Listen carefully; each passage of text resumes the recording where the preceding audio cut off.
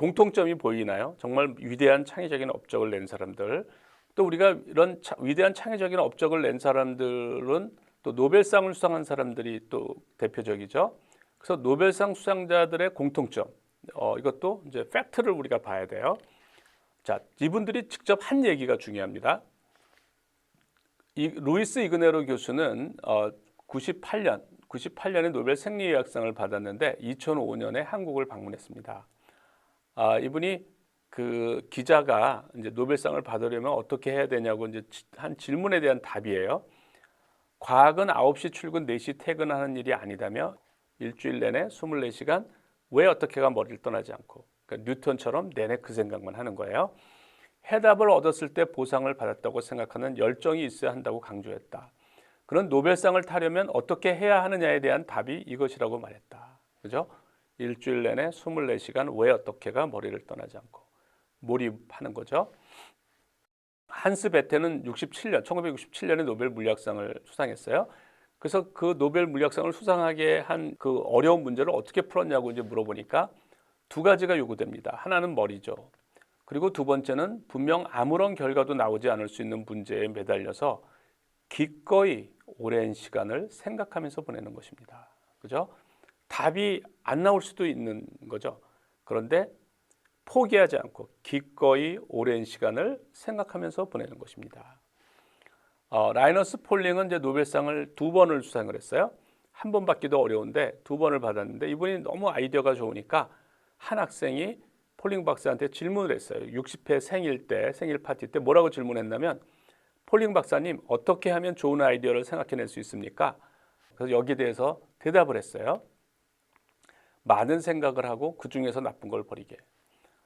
많은 생각을 하면 많은 아이디어가 나오는데 그것들이 다 맞는 건 아니에요. 그 중에서 좋은 것만 선택을 하면 되는 거예요.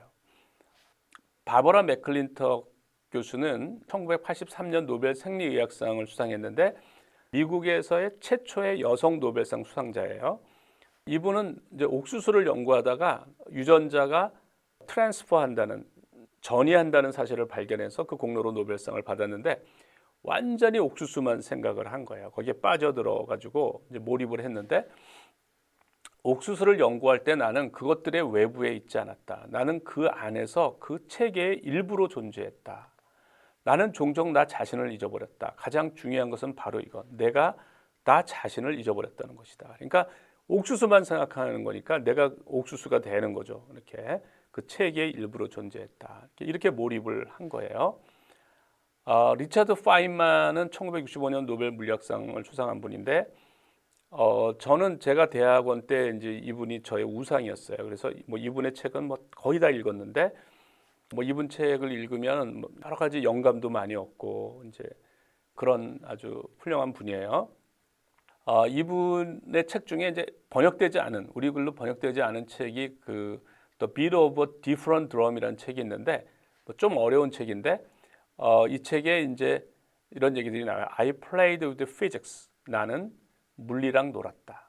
그러니까 물리를 연구한 게 아니고 물리를 재밌게 하니까 물리랑 놀았다는 표현을 쓰는 거예요. 저게 이제 재밌게 하는 거예요. 심각하게 뭘 연구하고 그런 게 아니라 물리랑 놀았다. 물리는 나의 유일한 취미입니다. 그것은 나의 일이자 오락이기도 하죠. 그러니까 일인데도 재미가 있으니까 오락처럼 느껴지는 거죠. 내 노트를 보면 알 수 있듯이 나는 항상 물리에 관한 문제를 생각합니다. 그러니까 항상 물리에 관한 문제를 생각하는데 도대체 어떻게 한다는 거냐? 구체적으로 어떻게 물리에 관해서 항상 생각을 한다는 게 어떻게 하는 건지, 그 파인만 씨 농담도 잘하시네라는 책에 이제 있어요. 그래서 그 부분을 소개를 할 텐데, 어떤 상황인지를 상상을 해가면서 이제 이거를 읽어야 이해가 됩니다. 이분이 칼텍에 이제 교수로 있을 때예요. 뭐 칼텍은 뭐 미국 최고의 이공계 대학이라고 보시면 돼요. 뭐 MIT, 뭐 하버드보다 더 훨씬 한 등급 더 위에 있는 그런 명문이라고 보시면 됩니다. 칼텍 교수를 할 때 이제 얘기입니다. 전에는 레스토랑으로 가는 길에 순경에게 잡히는 일이 종종 있었다. 나는 생각하면서 걷다가 가끔 한 번씩 멈춰선다. 너무 어려운 것을 생각하다 보면 걸을 수가 없다. 이때는 멈춰서서 해결될 때까지 기다려야 한다. 어떤 상황인지 알겠죠? 그러니까 생각하면서 걷다가 가끔씩 멈춰 서는 거죠. 그러니까 너무 어려우면 걸을 수가 없어서 멈춰 서는 거예요. 그래서 가끔씩 멈춰 서는데 어떤 때는 손을 공중에 내저으면서 혼잣말을 한다. 손을 이렇게 내저으면서 이제 혼잣말을 하는 거죠. 이것들 사이의 거리는 이렇고 그러면 이것은 이렇게 되고 거리에 서서 팔을 휘두르다 보면 순경이 다가온다. 왜 순경이 다가올까요? 미친 사람인 줄 알죠. 누가 거리에 서서 손을 허공에 대고 이러니까. 이름이 뭡니까? 어디에 살아요? 지금 뭐 하고 있습니까? 이제 순경이 물어보는 거예요. 아, 생각하고 있었어요. 미안합니다. 나는 이 동네에 살고 레스토랑에 자주 가죠. 좀 지나자 순경들이 나를 알아보고 다시는 잡지 않았다. 그죠? 이렇게 생각하면서 보내는 거예요. 근데 이렇게 이제 몰입을 하면 어떻게 한다고 그랬어요? 엘버트 마이켈스는 1907년에 노벨 물리학상을 수상했는데 이분은 평생 동안 빛의 속도를 측정했어요. 그래서 빛의 속도를 측정한 공로로 이제 노벨상을 받았는데 이분이 그토록 많은 시간을 빛의 속도를 측정하는데 바친 이유가 무엇인가라는 질문을 받자 그 사람이 대답을 했어요. 뭐라고 대답을 했냐면 너무나 재미가 있었거든요. 그죠? 너무나 재미가 있었던 거예요. 거기에 몰입해 있었기 때문에 너무나 재미가 있었던 거예요. 그러니까 사람들은 지루할 거라고 생각하는데 그렇지 않아요. 늘 그 생각만 하고 하니까 재미가 있는 거죠. 폴 디렉은 1933년에 노벨 물리학상을 수상했는데 양자역학의 아버지라고 하는 사람이에요. 양자역학의 적을 유명한 분들이 많아요. 하이젠베르그도 있고 파울리도 있고 드브로이도 있고 슐레징거도 있고 그렇지만 어쨌든 폴 디렉이 대표적인 양자역학의 주자 중에 한 분인데 그런 양자역학에 관한 자신의 업적에 대한 소감을 다음과 같이 말했다.